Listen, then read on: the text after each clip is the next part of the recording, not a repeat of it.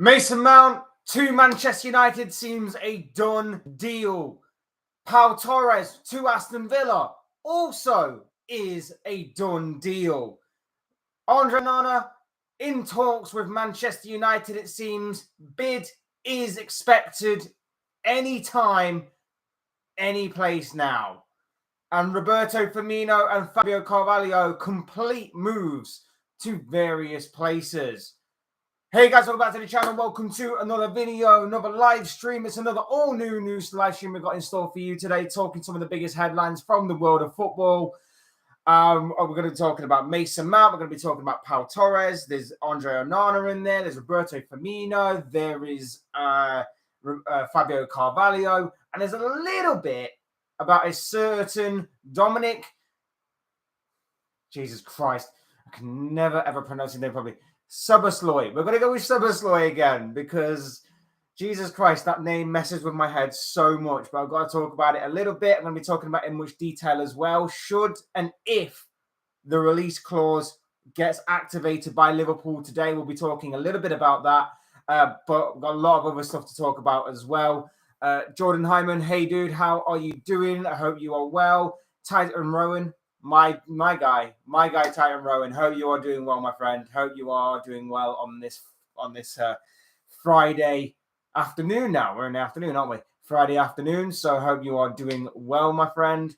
Would love to know what you think about Szoboszlai. What I'm going to be doing on Szoboszlai is if Liverpool do activate the release clause, do trigger the release clause today, I'll be doing a live stream on that later today to talk about that in much more detail. But I might as well talk about it a little bit now whilst I've got you guys.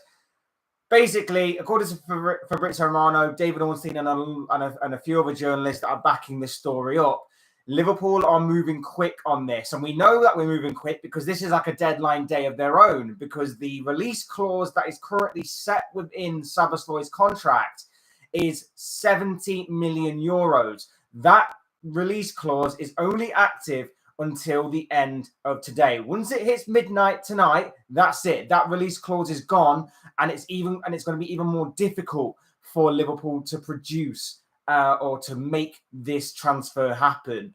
So it's a bit of a deadline day of Liverpool's own. Once or if they obviously do decide to trigger it, I'll be back live talking about it in a bit more detail. But I do want to kind of keep that a little bit separate, depending on obviously if Liverpool decide to activate it or not. But it does seem to be heading in the right direction with what the likes of Fabrizio Romano and David Ornstein are saying this morning in regards to Liverpool trying to move quickly on this particular deal. Is the Dominic guy an attacking midfielder, or am I wrong? He is a bit of an attacking midfielder. He is a bit versatile. He's a bit of an attacking midfielder and can also play as a winger as well. So I think he provides good depth and good cover in those kinds of areas. But there's a lot more to his game than just that. But like I say, we will be talking about him in a bit more detail in a possible or hopefully a future video in which I will be back here live again saying Liverpool have triggered the release clause in Dominic Szoboszlai's contract. So fingers crossed on that. Like I say, get involved in the comment section. Hit the like button if you haven't already. Subscribe if you're new. All those things will be greatly appreciated. And yeah, we will get into the video. Like I say, we'll talk a little bit about Dominic Szoboszlai there right off the bat because it's possibly the biggest trending story of today. But we are going to be talking about a story that kind of hit its conclusion last night to an extent in Mason Mount. Now, we have talked about Mason Mount a fair amount in this transfer window. We talked about him being linked with multiple different clubs up and down and across the Premier League. But it seems that we have finally reached a conclusion for this guy. And it is coming from David Ornstein, this one. He says, I do not support Manchester United, dude. I seriously do not support Manchester United, bro. That is an insult. That is a very big insult, bro. Never have, never will. It's just obviously with Manchester United currently in the news. Thought I'd talk about it. Do want to talk about Szoboszlai, but I think I'll leave that until a future video, which I'm hoping, obviously, fingers crossed. I'm hoping will obviously be good for Liverpool in terms of us getting the player that we want. United the best. Oh, no, my dude. Oh, no. I cannot agree with that, I'm afraid. Well, that was, oh dear. I've been taken aback by that comment, bro. Not gonna lie, I've been taken aback by that you support Manchester United. Hell no, dude. Hell no. Woo. Yeah, thanks for that. Right. From David Ornstein last night in regards to Mason Mount. Exclusive. Manchester United have reached an agreement with Chelsea to sign Mason Mount.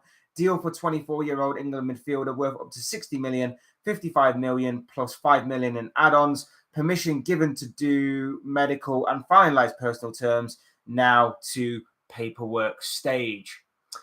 Do you think Mason Mount is a great deal for Ten Hag? Well, I don't think for the money it's good.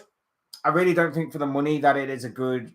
Like I personally wouldn't have paid the 60 million, or in this case 55 million plus 5 million in add-ons, whichever way round you want to structure it and talk about the kind of money aspect of this deal. I don't think he's worth that amount of money. I know that a lot of English tax is thrown onto it. I get that because of obviously the homegrown English quota, that kind of thing.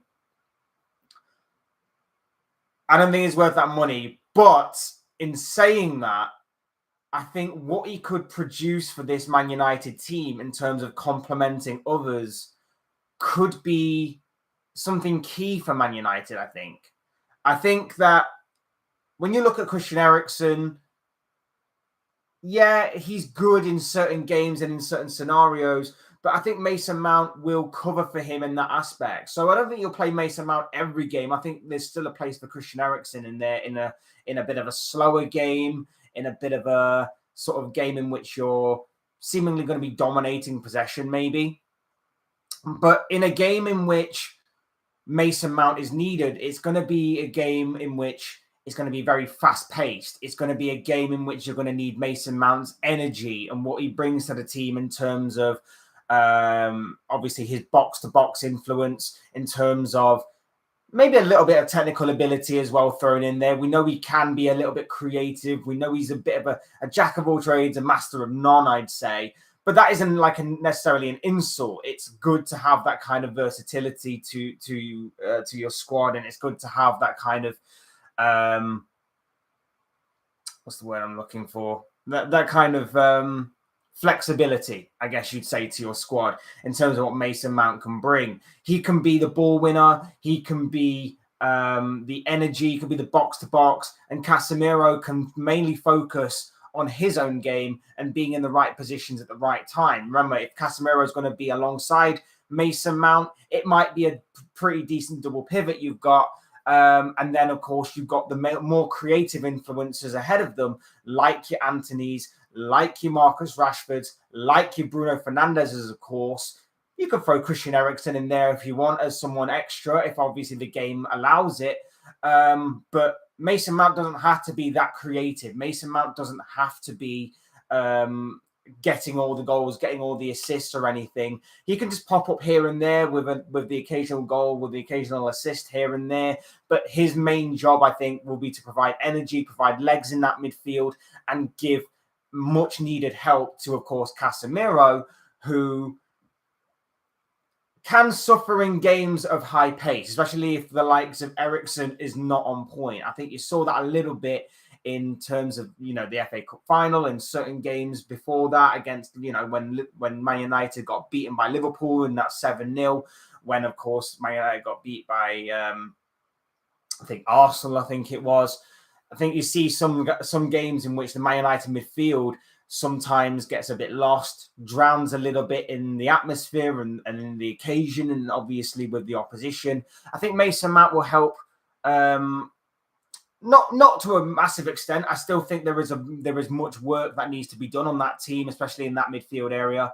But I think this one does help, and I think that if you're looking at the United squad, was this really a necessity? I would probably say no. I would probably say your main areas to improve upon were probably the goalkeeper and the strike area. I've come around on the goalkeeper so much in these past few weeks and months on Manchester United. I previously said that maybe the midfield actually did take priority over the goalkeeper, but then seeing some of De Gea's performances and mistakes over the course of the back end of the season kind of made me think, oh, Man United may need to have a look at this goalkeeper situation rather than the midfield. But at the same time, I kind of understand where they're coming from with this. 60 million, in my opinion, not necessarily worth it. But at the same time, I can see why they would get this deal done. I am a little surprised that this deal has happened before the transfer, before the takeover of Manchester United.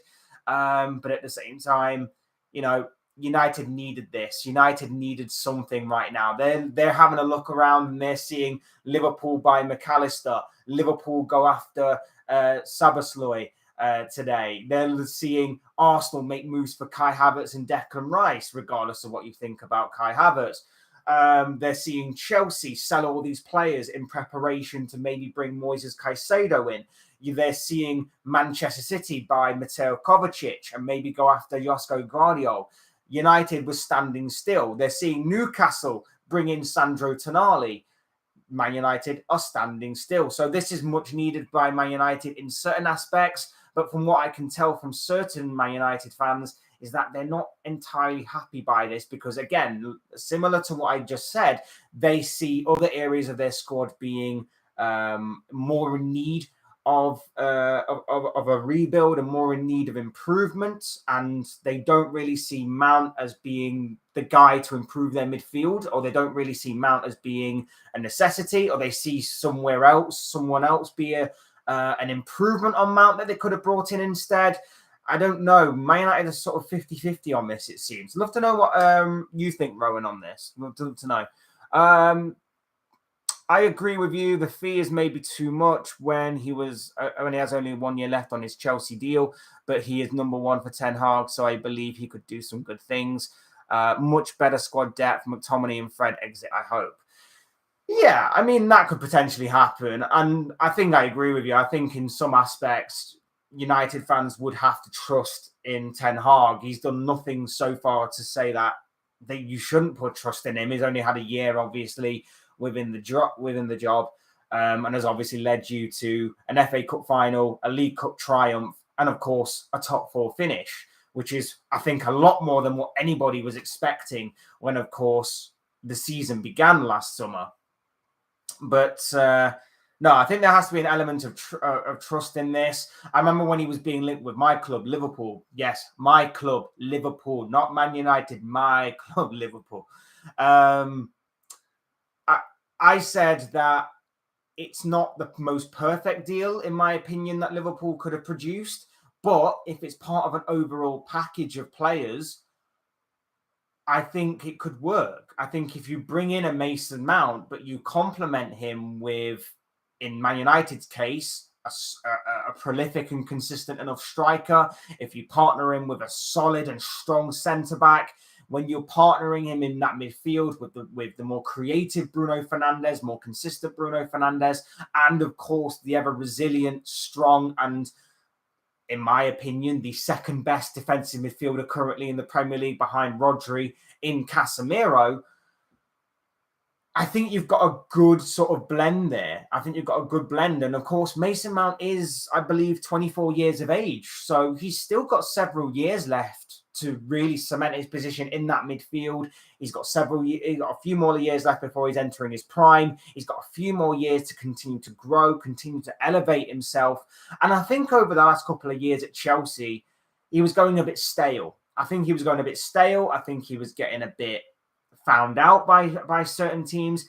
And of course, there are issues at Chelsea in terms of a reliability factor, a trust factor, and mainly, obviously, I think there was a lack of someone to play off. I think Mason Mount may benefit from having key players in key areas, particularly maybe a striker to sort of play off and to have that balance. Kai Havertz wasn't exactly that. I think with a bit more reliability, I think with a bit more structure in play, with the United squad, with a bit more of a backing from your manager, a bit more reliability from your manager, rather than for the first 6 months, you're going to learn to play this way under a new manager. Then we'll bring in a new manager for the next 6 months who plays a completely different way, and so on and so forth, that obviously Mount have had to contend with for the past couple of years. I think with a bit more stability there, I think Mason Mount can maybe rediscover the best form of Mason Mount that we obviously saw from him when he first burst onto the scene. Like, I think this may be a good move for United. Is it the most perfect move for United?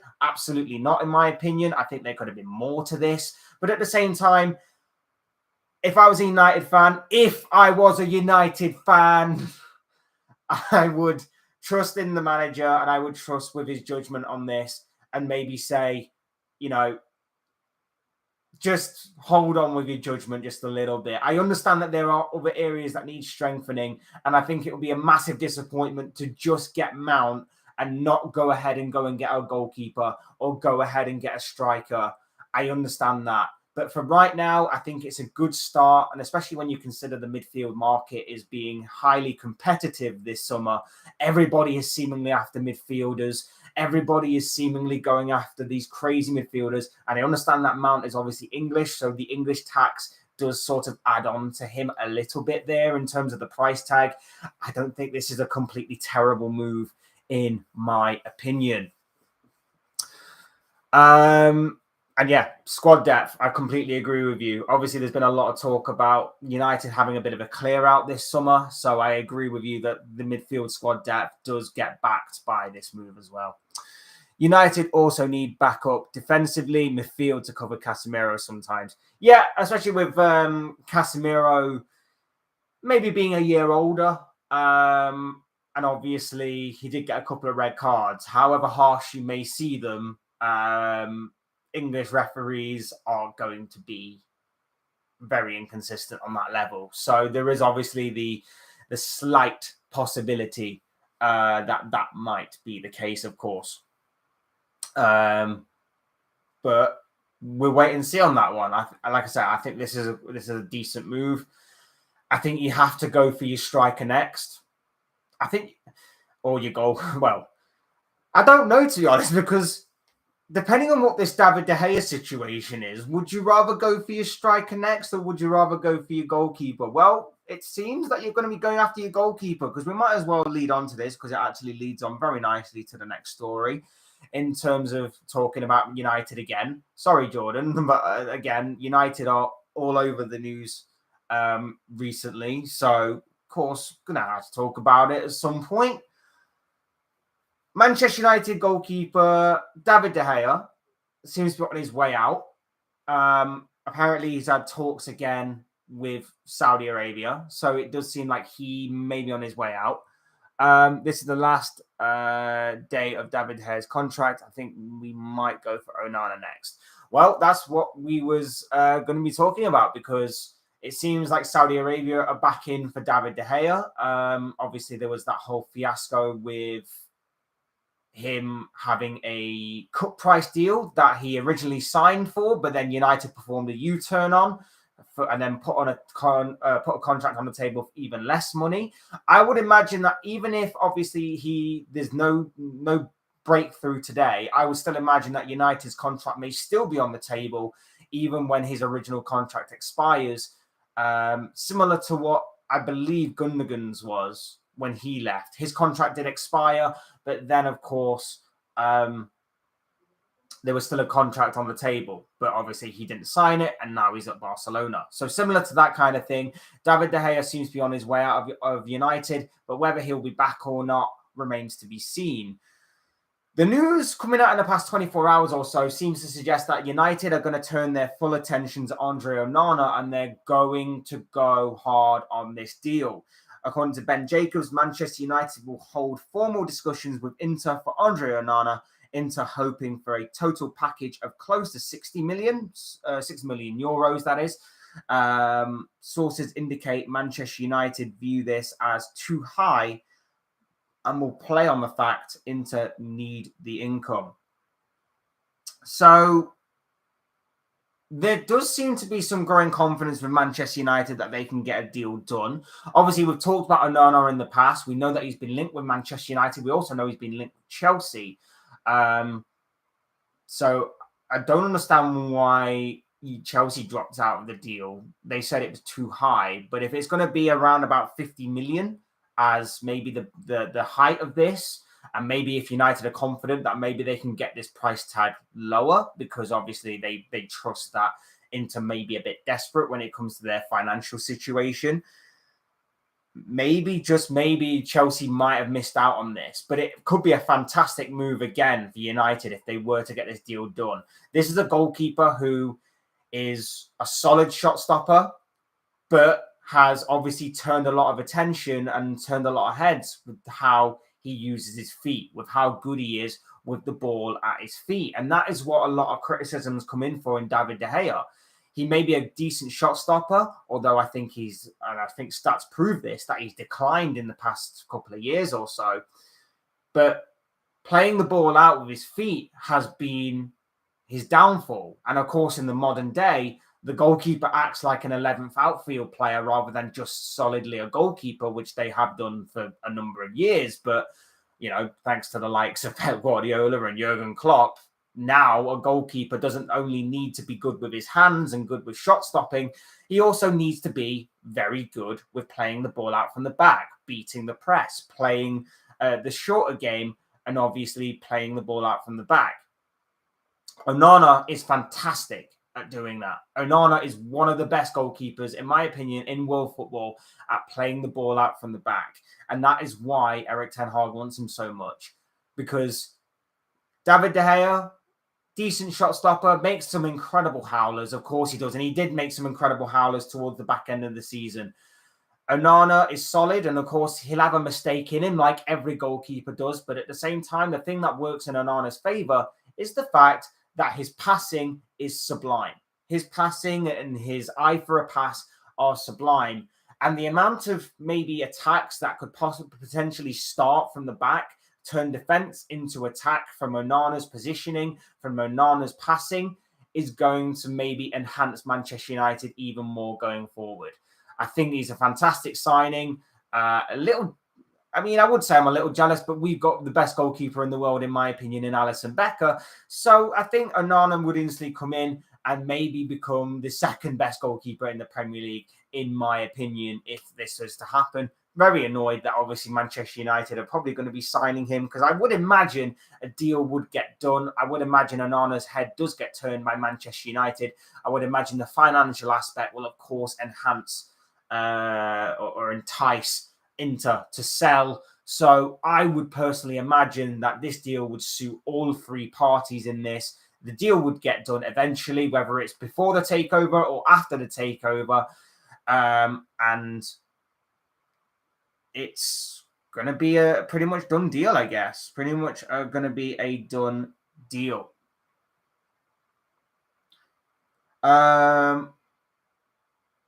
Just seeing this here. I'm just keeping an eye on, obviously, the Szoboszlai kind of stuff. I'm just hoping that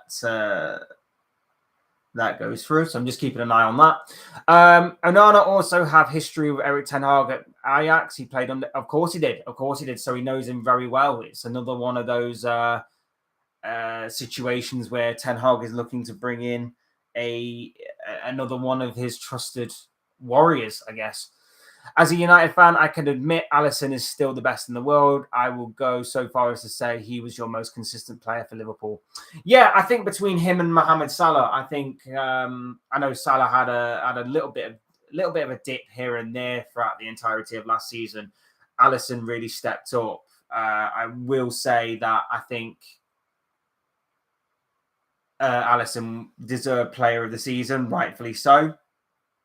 And I think that obviously it worked out for the best for him. And yeah, I 100% agree with you on all that you said. I still think Alisson's best in the world, and I think that he was our most consistent player last season. Not that it took much to be our most consistent player of last season, but with all due respect to Alisson Becker, he did not deserve what happened last season. He was phenomenal throughout. Jordan Hyman's back. Hey, dude. Hey, how you doing? Yeah. I hope you're well, my brother. I hope you are well. I'm just checking out this. Yeah, just making sure nothing broke there. How old is Allison? I believe he's 29, 30. I hear talking about Allison. Yeah, just about Allison. I'm just comparing him to the Anana story that came out in regards to Manchester United today. So, yeah, just I want to check how old is Allison back. I believe he's 29, 30. Yeah, he's 30 years of age. He's 30 years of age. So, yeah, he's 30 years of age. Next, we're going to move on to Roberto Firmino. Just a quick one on this. We talked a few days ago about him going to Saudi Arabia.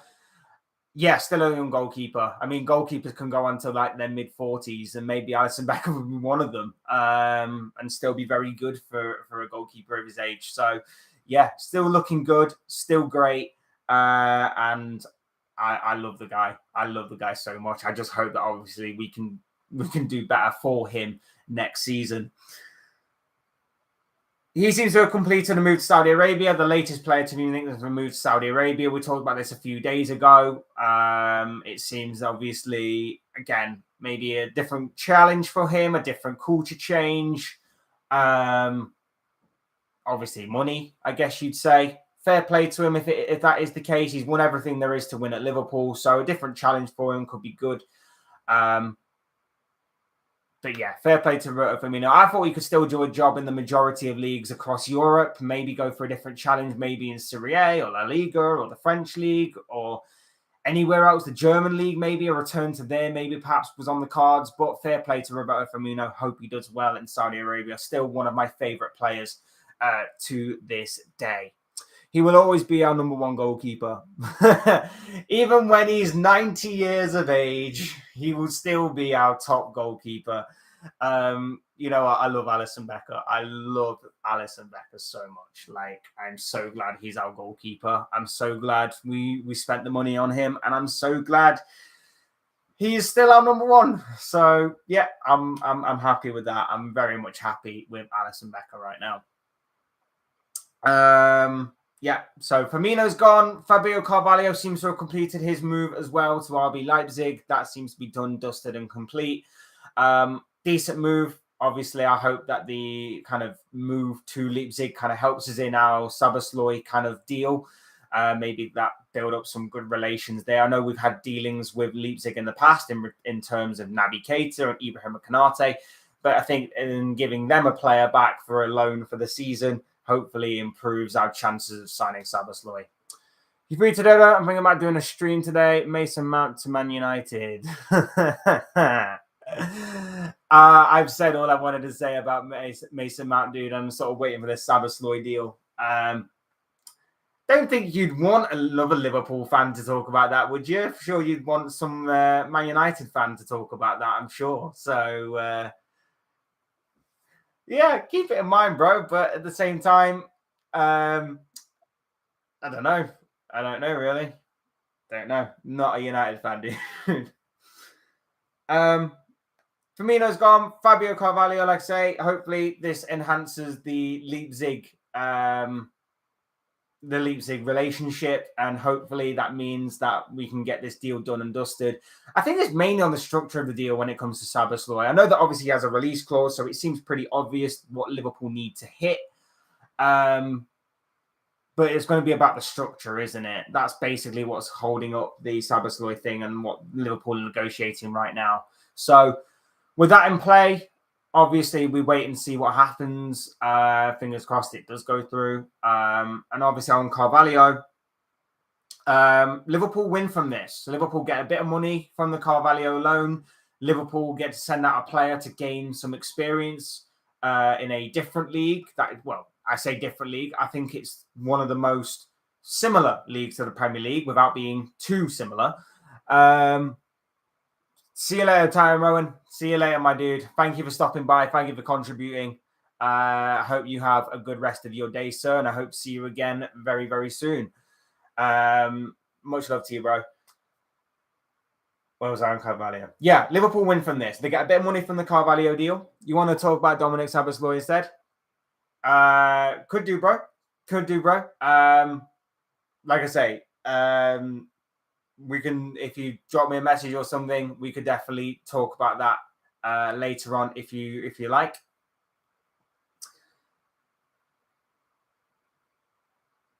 Liverpool gain from this in terms of financial aspect. Liverpool also gain from this in terms of an experience aspect. They send him out to the Bundesliga, a league that is quite similar to the Premier League. He goes, he gets experience for a season. If he's a massive success, he comes back into the Liverpool fold for next season. If he goes out on loan and he flops, Liverpool can probably still get a pretty big fee if they decide to cash in on him whilst they still have the opportunity to do so. It remains to be seen. It's a big season for Carvalho, this one. It's a big opportunity for him. I'm sure it's one that he's going to like as well. He's going to like, obviously, the opportunity to go and perform in a different league. He's going to have the opportunity to go and get first-team experience. I think he's going to like it very much. So I, for one, am very interested to see how this move develops. I think it's a good move for all parties involved. And I think it's something that Carvalho would love to jump at the chance of. So, yeah, I think it's a good move for everybody involved. I'm glad it's a loan and not a permanent deal. There was talk that it may be a permanent deal, but I'm glad that Liverpool want to kind of put their trust in him to maybe go and perform better. I'd love to know what the idea was, though.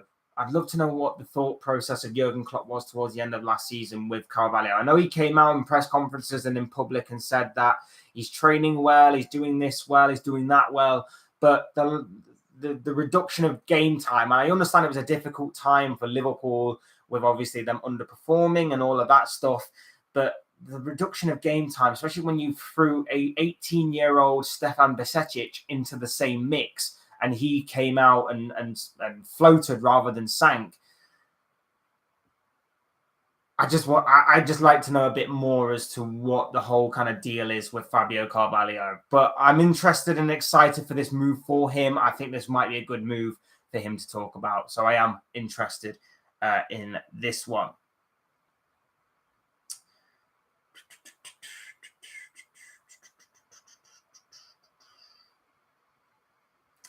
Yeah, just double checking. Nothing has broken. Pau Torres. Pau Torres to Aston Villa. This one for me is a very, very solid piece of business by Aston Villa. If you've obviously been following Pau Torres for the past couple of years, you'll know that he's been linked with a number of Premier League clubs up and down the league.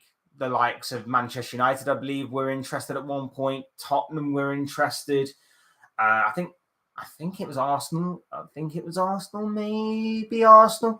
But there were a couple of players that were seemingly interested in Pau Torres and were very much looking forward to maybe testing the waters of Villarreal for one Pau Torres. And it seems that Aston Villa, of all clubs, have snapped him up. And it does make sense when you think about it. Their new director of football has recently come in and obviously comes from Villarreal. You've got Unai Emery, who knew him from Villarreal, and he was a big part of Unai Emery's Villarreal whilst he was there.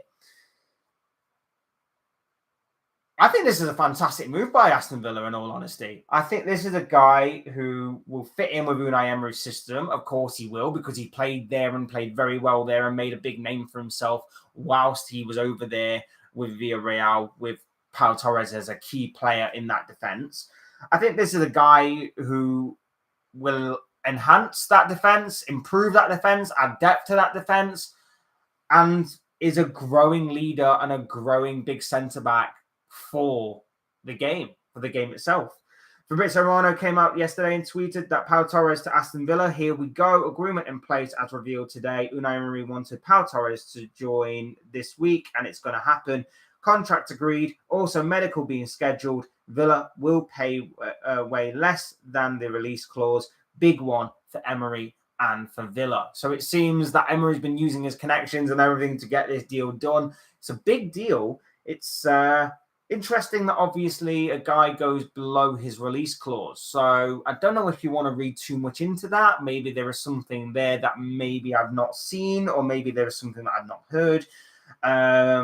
But that is a very intriguing deal if you are Aston Villa. And I'm sure you're very intrigued by this, Villa fans. I'm sure you're very intrigued by a player that's been highly sought of, highly rated, and a guy who just simply is has been one of the most chased after centre backs of the past couple of years, with like the exception of maybe Guardiola, of course, and maybe one or two others, has chosen to join Unai Emery and Aston Villa. Like, I get it. He's obviously played under Unai Emery, but there could have been a couple of clubs that were interested. Very interested by this deal. Very, very interested by this deal. Strong centre-back, good centre-back with the ball at his feet. Resilient, positional awareness, seems to be very on a very big, intelligent kind of level. I think he'll fit in well. I assume he'll fit in well if obviously he plays the Unai Emery style at Villarreal, made a big name for himself, and is of course coming over to the Premier League.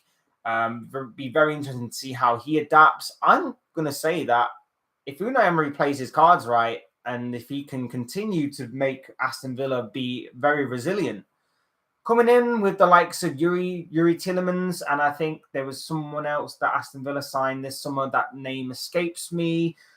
Big plans and big ambition by Villa. And of course, getting the Europa Conference League as well is something that is going to be very intriguing for them as well. We saw what happened with West Ham when they got the Europa Conference League. So it's going to be a big season for Aston Villa. And if they can keep on including or bringing in guys like this that show big ambition, that show they're pushing the boat out, I'm very intrigued to see what the future holds for Aston Villa going forward in terms of what Unai Emery can bring. I think he's a solid manager. I think he's a great manager. I think he's done well so far with the Villains. And I'm very interested from the outside looking in as to what may happen going forward. So we'll wait and see on that one. I'm going to talk Szoboszlai again. Nothing's broken during the making of this video, but I just want to talk a little bit about it. I just want to throw the kind of things out that David Ornstein and Fabrizio Romano are putting out in regards to him. Liverpool are pushing ahead with a deal to sign Dominic Szoboszlai. Looked difficult, but dynamic has shifted. Newcastle out of the race. Now appears Liverpool confident it can get done amid talks with RB Leipzig over Fabio Carvalho, set to complete today in regards to the Carvalho thing. That's from David Ornstein. And from Fabrizio Romano, negotiations between Liverpool and RB Leipzig for Dominic Szoboszlai are very advanced and progressing to the final stages. Key points being clarified on the price between the two clubs. No issues on the players' side. More to follow. So from both of them, it seems that Szoboszlai wants the move. It seems that Szoboszlai is open to joining Liverpool. It's all about whether the two clubs can agree on a structure of the release clause to be completed today. It is a deadline day for Liverpool Football Club. And I, for one, am very intrigued to see if this definitely works out. Fingers crossed it does. I'm very excited by this guy. The more that I see and more that I hear and the more that I feel about this guy and the more research that I do about this guy, the more I am on board with this signing. I talked a little bit about him yesterday and I basically said that, he's a guy who looks solid, looks very, very good, can provide something different to what Liverpool currently don't have in certain ways in terms of a more midfield attacking option, and can also provide cover for a certain Mohamed Salah on that right wing position, which he's very versatile and can play. I'm very happy about this, but time is ticking, and it seems like Liverpool only have till midnight tonight to get this deal done and dusted. Otherwise, it's going to be a lot more of a difficult deal to get done. It's going to be much more of a difficult deal to get done if obviously this deal doesn't get done by midnight tonight. Leipzig are very difficult. We know that in negotiations anyway. They're not a club that let their players run down their contracts. They're very good with that kind of business. And obviously they charge an arm and a leg for certain players, and Liverpool know that from obviously the likes of Konate and from Naby Keita in the past. Leipzig aren't normally pushed into a position where they're selling players for peanuts. They are normally in a position where we don't need to sell, we won't sell, but if you make a good enough offer and a high enough offer at that, then we will consider it.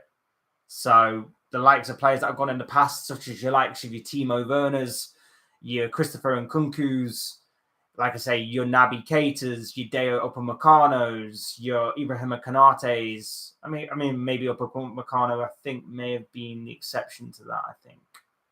Actually thinking about it, it may have been the exception. But there's still been some big money that has been thrown Leipzig's way for a few of their star players. And it seems that Szoboszlai is the latest in a long line of RB Leipzig talent to, of course, now be on the move away from that club. But we'll wait and see, obviously, how this deal goes. It's going to be very intriguing to see what's going to happen, of course, going forward. Szoboszlai is one to keep your eye out for today. But like I say, we talked about Mason Mount, we talked about Pau Torres, we talked about Roberto Firmino, we talked about Fabio Carvalho, and of course, Andre Onana. Keep your eyes peeled on Onana, especially, as well as obviously Szoboszlai for the next 24 hours or so before that deal may be dead in the water, perhaps, because obviously, like I say, the release clause expires at midnight tonight. And then beyond that point, it might be very difficult for a deal to get done there. But we'll wait and see on that score. As I always say, these are the thoughts, comments, opinions, predictions, feelings, whatever you want to call it, of this guy. I want to know what you guys think. What do you make of all the stories that I've talked about in this video or live stream? I keep saying video, live stream, same thing, isn't it? Not really. Maybe live stream is just live and video is actually pre-recorded. Yeah, that's the difference. Well done, Luke. You're amazing. That's great. Yeah. Leave your comments, leave your thoughts, your comments, opinions, predictions, feelings, whatever you want to do in the chat, in the comments section on anything that I talked about or anything that you guys want to talk about for a future video. Hit the like button on the way up if you enjoyed the video. Subscribe if you're new or want to see more content like this. Both things are always and forever be greatly appreciated. And as always, thank you all so much for watching and listening. I hope to be back later with some positive and great news in regards to my team of Liverpool. Hopefully signing Dominic Szoboszlai, but of course, if anything else breaks in that time or anything else happens, you can be sure that a video or live stream will be made on it or anything along those lines. So do keep involved. Do keep up to date or anything along those lines. All of it is greatly appreciated. Thank you all again for watching and listening. I've been Fletch. This has been another all new news live stream, and I will see and speak to you all again soon in another video or live stream or whatever the hell it may be.